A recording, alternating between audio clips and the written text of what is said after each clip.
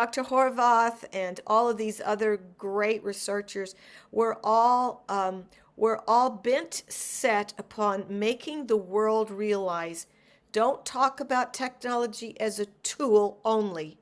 It is a tool only when you are digitally wise. The reality is it's changing the interior consciousness and the circuitry of the brain itself. Absolutely. Hmm. Absolutely.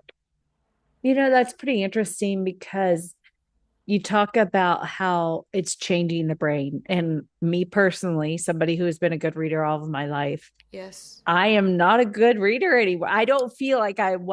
am reading like I used to. And Yep. I 100% believe it's because I am doing a lot of reading on my On the phone, screen. on Yeah. my screen. Yeah. Yeah. And I'm not picking up a book because when I do pick up a book, I have such a hard time staying focused. It's I can't exactly right. stay, I can't pay attention. I don't Yes. know, like I can't follow the just the overall message very well. Yes. And this is not the way I used to read. So I'm like, what Not is at wrong all. with me? Not at all. Melissa, you are so honest and so typical of the current reader out there because what you see is that you have become inured, or let's say you have trained the brain to go in faster, skimmer fashion. And the more time we're on the screen, and we're all 6 to 12 hours on a screen, the more we have a psychological set to be done, to go fast, to do multitasking. But it is meant that changes our capacity for focus. Now I will tell you you're perfect because you said you used to be a really good reader and Mhm. now you judge yourself as being not.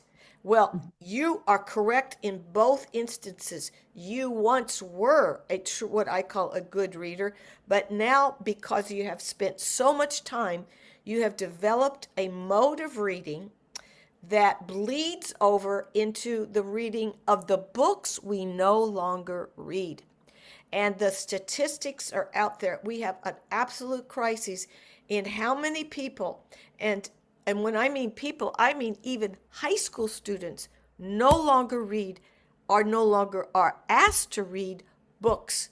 I have in the last 2 weeks been giving talks to all kinds of countries, Korea, Brazil.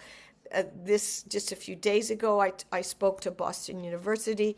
My daughter in law teaches at Yale, and all of them have a similar lament. Our students are no longer capable of reading a book, and so they don't.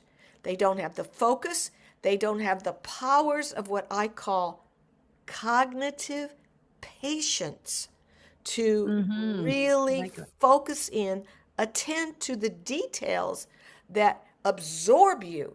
And when you said you were a good reader, you were. Melissa, you were probably a great reader, but this is the narrative that's out there now. Our college students tell us when they walk in freshmen that they never read a book at Yale. I mean, mm, I thought, okay, maybe there are some places, that just didn't require that. But at Yale, the majority of students said they didn't have to read a book in high school. They read short wow. stories, they read excerpts, but they had not had the experience of picking up. And you can see this, no one in the, but these are all books. I Yeah. begin every day with a book that causes me to center, slow down, and keep my cognitive patience alive. Maybe not well. In Reader Come Home, I admitted I could no longer read this, one of my favorite books. I couldn't do it.